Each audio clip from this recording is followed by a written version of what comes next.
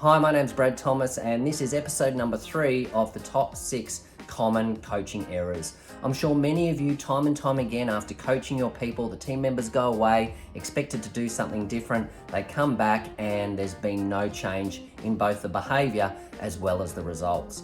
There's a number of reasons for this, but the number one reason that I commonly see is that leaders focus far too much on output rather than input, and that is the behavior that is required to be done differently to drive the desired results. And that's the focus of this particular episode: input versus output. Now, it's really important in our coaching that we do find the balance between input and output. Talking about the output, the numbers such as average handling time, sales conversion, NPS are really important, but it's equally important to focus or spend at least half of your time on on what are they going to do differently to drive that result.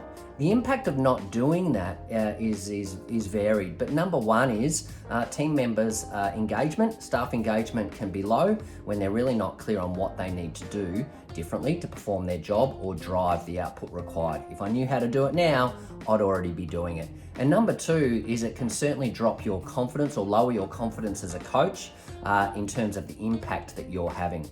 So I'd like to cover off a couple of key tips to get you started to start shifting the weight towards behavior versus output. Number one, make a list of the top 3 or 4 key KPIs or metrics that you need to drive or change or shift in your team or within your business.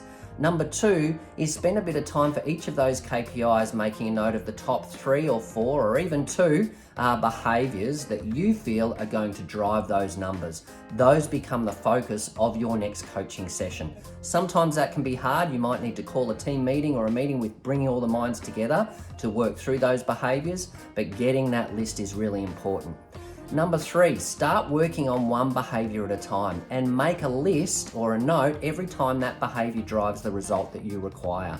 And the beauty is, if you look across all of the 3 or 4 KPIs that you have made a list of, you'll start to see commonalities in behaviors whereby you might have the same behavior that will drive 3 or 4 different KPIs.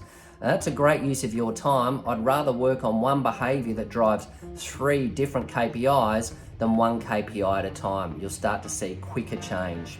And finally, in the future, if you do have an issue and you're writing those behaviors down as you see a shift, making sure you're making lists and keeping those lists. In the future, if you do have an issue with a particular KPI, you can go back to your history and look at the behaviors that drove those KPIs and then start working on those straight away. Well, that's it for me. That is refocusing on behavior versus output versus KPIs. What are you going to do differently this month to drive a different result?